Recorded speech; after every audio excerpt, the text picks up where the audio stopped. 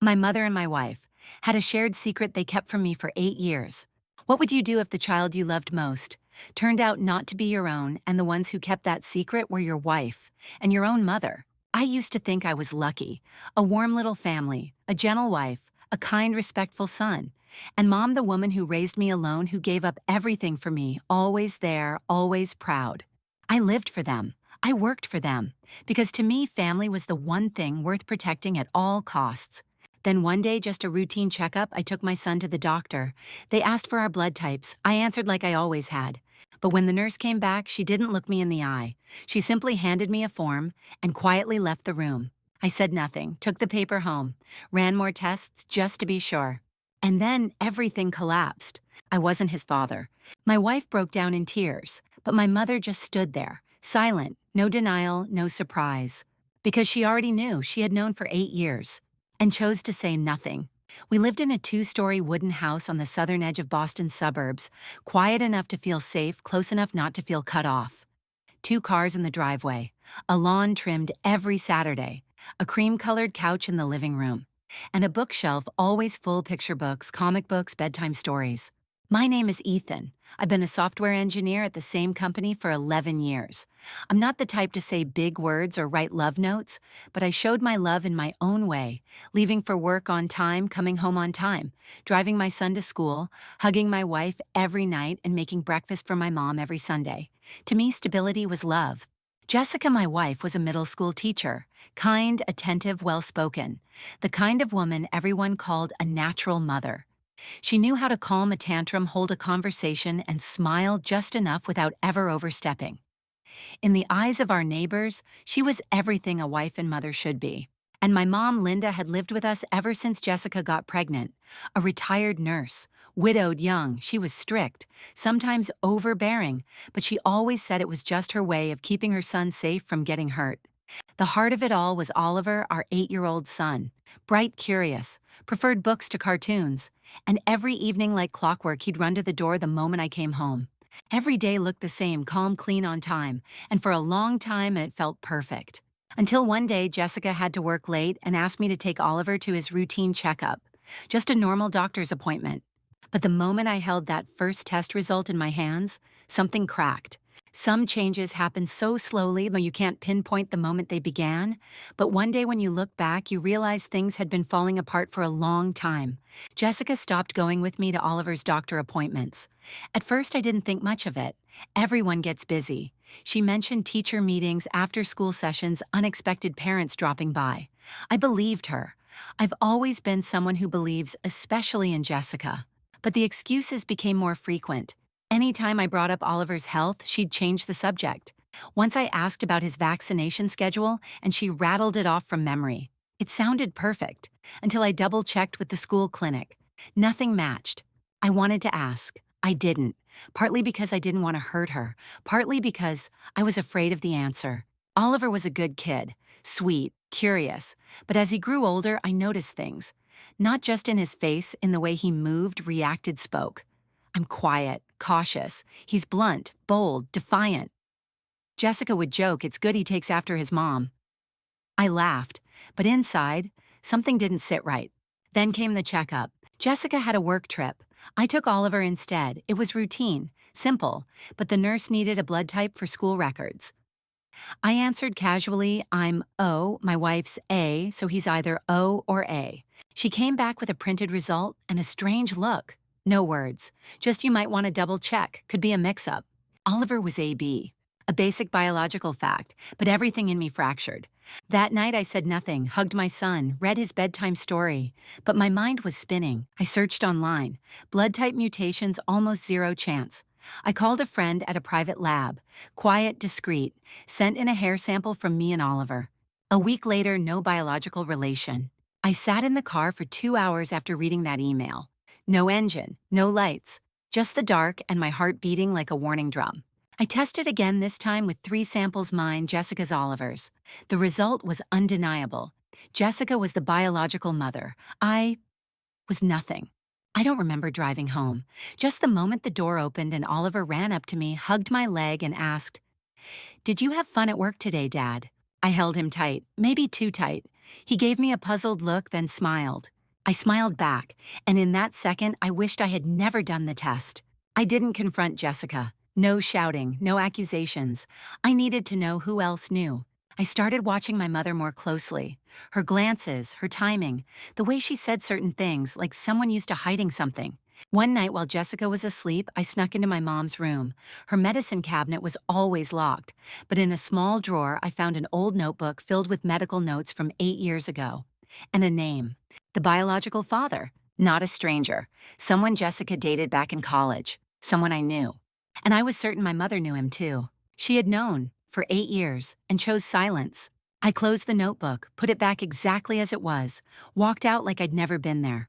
But inside, something started building, not loud, not angry, just deep, very, very deep. I didn't say anything after the third DNA test. I kept living like nothing had happened. Still brewed coffee for my mother, still set the table with Jessica, still read bedtime stories with Oliver every night. But inside, I wasn't the same. Quietly, I began looking into the name I'd found in my mother's old medical notes, Mark, a name I thought had vanished from our lives. But Mark had never really disappeared. He'd simply stayed silent while I lived with the consequences of his silence for 8 years. I found the old medical records, pregnancy files, even Mom's journals. Everything matched. Mark was Jessica's ex-boyfriend, the one she dated right before we got engaged. They had broken up barely 2 months before I proposed. And right around then, Oliver was conceived. I waited until a Sunday night. Oliver was asleep. I sat Jessica down, placed the DNA report in front of her, and looked her in the eye. She was silent for 3 seconds, then broke into tears, no denial, no excuses. "It happened during that time we broke up," she said. "We had that fight about your job, and I didn't know I was pregnant until after we got back together. I was going to tell you, but I was scared I'd lose you. I didn't shout, didn't throw anything. I just stood up, walked to our bedroom, took her suitcase, and placed it by the door.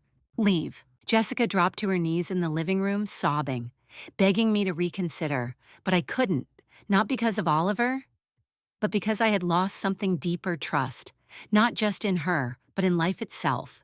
My mother came downstairs, woken by the noise. She saw Jessica trembling at the door.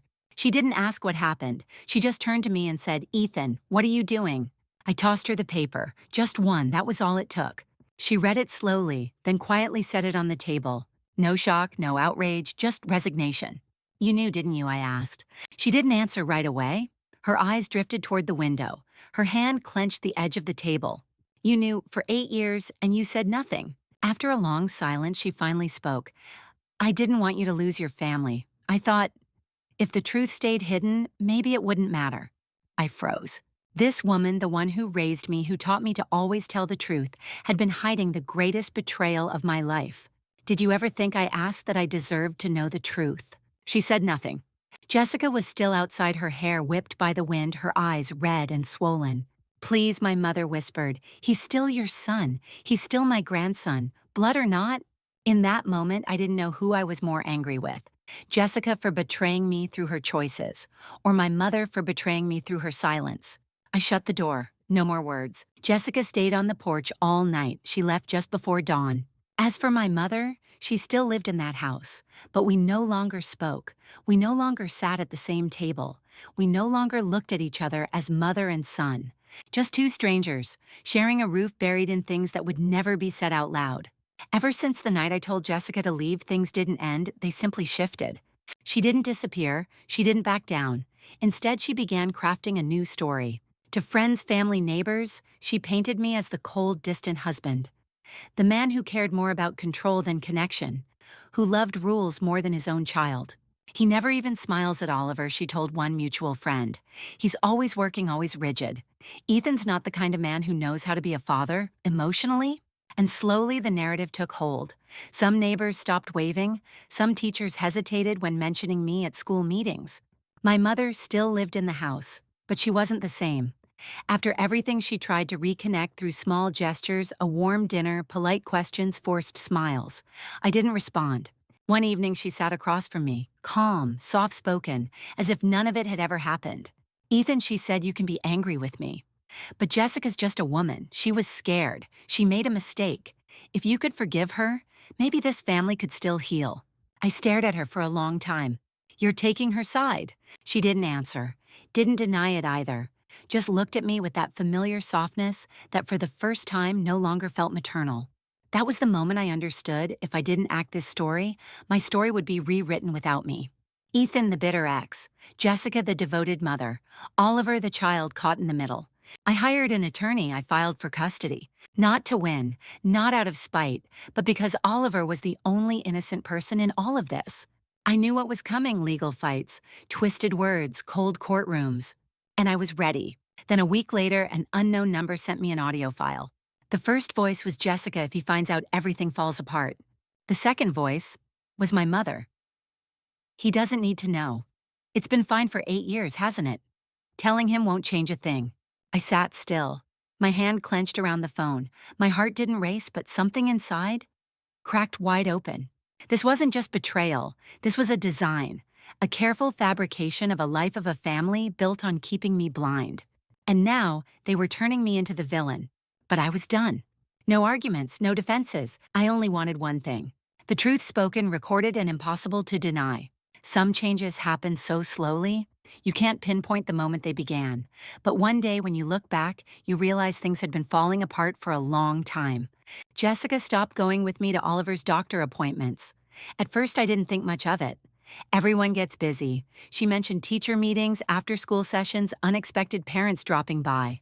I believed her. I've always been someone who believes especially in Jessica. But the excuses became more frequent. Anytime I brought up Oliver's health, she'd change the subject. Once I asked about his vaccination schedule, and she rattled it off from memory. It sounded perfect, until I double-checked with the school clinic. Nothing matched. I wanted to ask. I didn't. Partly because I didn't want to hurt her. Partly because I was afraid of the answer. Oliver was a good kid. Sweet, curious. But as he grew older, I noticed things. Not just in his face, in the way he moved, reacted, spoke. I'm quiet, cautious. He's blunt, bold, defiant. Jessica would joke, "It's good he takes after his mom." I laughed, but inside, something didn't sit right. Then came the checkup. Jessica had a work trip. I took Oliver instead. It was routine, simple, but the nurse needed a blood type for school records. I answered casually, "I'm O. My wife's A, so he's either O or A." She came back with a printed result, and a strange look, no words, just "you might want to double check." Could be a mix-up. Oliver was AB, a basic biological fact, but everything in me fractured. That night, I said nothing. Hugged my son, read his bedtime story, but my mind was spinning. I searched online. Blood type mutations, almost zero chance. I called a friend at a private lab, quiet, discreet, sent in a hair sample from me and Oliver. A week later, no biological relation. I sat in the car for 2 hours after reading that email. No engine, no lights, just the dark and my heart beating like a warning drum. I tested again, this time with 3 samples: mine, Jessica's, Oliver's. The result was undeniable. Jessica was the biological mother. I was nothing. I don't remember driving home. Just the moment the door opened and Oliver ran up to me, hugged my leg, and asked, "Did you have fun at work today, Dad?" I held him tight, maybe too tight. He gave me a puzzled look, then smiled. I smiled back, and in that second I wished I had never done the test. I didn't confront Jessica. No shouting, no accusations. I needed to know who else knew. I started watching my mother more closely. Her glances, her timing, the way she said certain things, like someone used to hiding something. One night, while Jessica was asleep, I snuck into my mom's room. Her medicine cabinet was always locked, but in a small drawer I found an old notebook filled with medical notes from 8 years ago. And a name. The biological father, not a stranger, someone Jessica dated back in college, someone I knew. And I was certain my mother knew him too. She had known for 8 years and chose silence. I closed the notebook, put it back exactly as it was, walked out like I'd never been there. But inside, something started building, not loud, not angry, just deep, very, very deep. The hearing was scheduled for a Tuesday morning mid-March. Cold air hung over Boston, no snow, no rain, just that sharp chill that makes people pull their coats tighter as they step out of the car. Jessica arrived early, gray coat, hair tied back. She walked slowly. I'm next to my mother. From a distance, they looked like family united. That image hit harder than I expected, even though I already knew. They offered a settlement, a quiet agreement. No disputes, no damage. I said no. Not because I wanted revenge, but because I believe some truths can't be buried beneath polite silence. They need to be spoken, in the open, before the law, before everyone. My lawyer, calm, methodical, laid down three things, not dramatic, but devastating. A certified DNA test proving I share no biological tie with Oliver. A sealed medical file with a signature from my mother requesting I not be informed of a past diagnosis. And an audio recording. Jessica and my mother discussing how to keep the truth from me. Their voices unmistakable, clear, calm. The courtroom fell silent, not even a cough, not even a sigh. Just that kind of silence that feels real, the kind that says everyone here knows. Something irreversible just happened. Oliver wasn't in the room. I'd made that request beforehand. I didn't want him carrying the weight of this day. The judge read the ruling. Her voice was steady, not loud, but final. Based on the evidence the court rules, Ms. Jessica is not entitled to a share of assets. Full custody of the child is granted to Mr. Ethan. Ms. Jessica may visit under supervision and only by scheduled arrangement. The concealment of medical information has been recorded and may be reconsidered if necessary. Jessica bowed her head, no tears. My mother never looked at me. I didn't feel triumphant. I didn't feel vindicated. But for the first time in months, I felt still. Because for the first time, the truth had a voice. After the hearing, I moved out. No announcement, no goodbye. I rented a small apartment across the city. It wasn't spacious, it wasn't comfortable, but it was quiet enough that I could hear myself breathe at night, and far enough that no one would show up unless they really didn't want to. I cut all contact. No texts, no emails, no social media. I didn't want to know how they were living, what they were thinking, or if they were hurting. Silence at this point wasn't punishment. It was healing. Jessica left the state the following week. I didn't ask where. I didn't care. My lawyer said she didn't file an appeal. I was surprised briefly, but then I understood. Some battles aren't worth fighting when the truth is undeniable. My mother stayed, but she wasn't the same woman the family once looked up to. The trial had a ripple effect. People talked. The relatives who once praised her as the perfect mother stopped calling. Her phone went silent. Holiday dinners no longer came with invitations. When I stopped by the old house to pick up a few remaining things, I saw a fruit basket left untouched on the porch. Still sealed, still there. One night as I was eating alone, there was a knock at the door. I opened it. She was there. My mother. Thinner. Hair unkempt. Eyes sunken dark with something I couldn't quite name. She didn't step inside. Just stood there clutching a bag, a gift maybe. Or maybe a silent apology. I didn't speak. I didn't invite her in. She looked at me for a long time, then said in a quiet, raspy voice, "You can hate me, but I never wanted to hurt you. I thought I was protecting the family." I looked at her, didn't interrupt, didn't react. Then I answered slowly but clearly, "You chose to protect a secret and lost all of my trust." She broke, shoulders shaking, eyes wet, but I didn't say another word. I closed the door gently, like sealing off a room that could no longer be lived in. It was still cold outside, but for the first time in a long while, there was something warm somewhere inside me. Not forgiveness, just the quiet knowledge that I would never go back. 6 months after the trial, I moved into a small house near the edge of a forest almost an hour outside the city. No neighbors close enough to overhear, no honking, no awkward glances or half-finished questions. Just the wind through pine trees, the scent of wood, and a backyard big enough to breathe, without feeling empty. I started working remotely from a corner in the living room. Each morning I brewed coffee, opened my laptop, and let the rhythm of keystrokes slow my mind down. It wasn't healing in the dramatic sense, but it was consistent, and sometimes that's enough. I stopped counting days, stopped planning for someday, until one afternoon a car pulled up by the wooden gate. I stepped outside. It was the court-appointed guardian stepping out, done with Oliver. He looked taller than the last time I saw him, but his eyes, those wide, bright, familiar eyes, hadn't changed. He ran to me breathless like he'd just finished a race. "Dad, I get to stay here today." I didn't ask questions, didn't say a word. I just knelt down and held him close. And for the first time in a long, long time, my heart felt calm. Not because everything was right, but because finally, I wasn't alone anymore. 4 months later, life had found a new rhythm. Not loud, not crowded, but enough to feel alive again.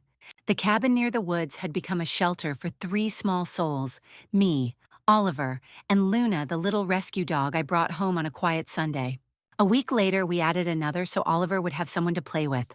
In the morning, sunlight bathed the yard, and the sound of his laughter mixed with barking made the house feel like it was breathing again. This morning, I was brewing coffee in the wooden kitchen. Lily sat by the window, sunlight catching her hair just right. She was an old classmate, the first person who believed in me when everything fell apart. We never labeled what this is, and maybe we don't need to. Being here just feels right. I opened my laptop, for the first time in months not to code, but to write. A memoir, title The Truth Never Hurts, if it comes in time. While digging through old files, a photo fell out, me, my mother, Jessica. I looked at it, smiled, then tore it in half. I used to think I'd lost everything. But the truth is, I only lost the things that were never real to begin with.